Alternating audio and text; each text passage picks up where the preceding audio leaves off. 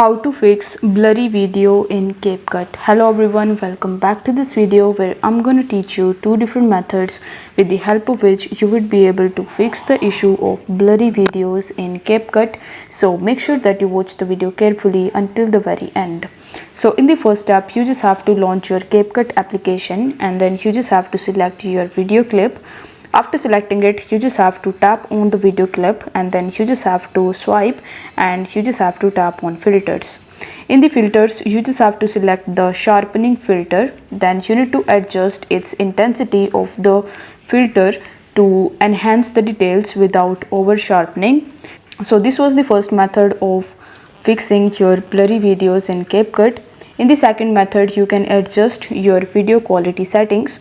For that, you just have to select your video clip and then you need to go to adjusts. In the adjusts, you just have to increase the sharpness, contrast and clarity settings. You need to be careful with your adjustments to improve the video's clarity without introducing artifacts. So these were some of the methods that you can use in order to fix the blurry video in Capcut. I hope the video was helpful, and if it was, then don't forget to like the video and subscribe to the channel. Thank you so much for watching.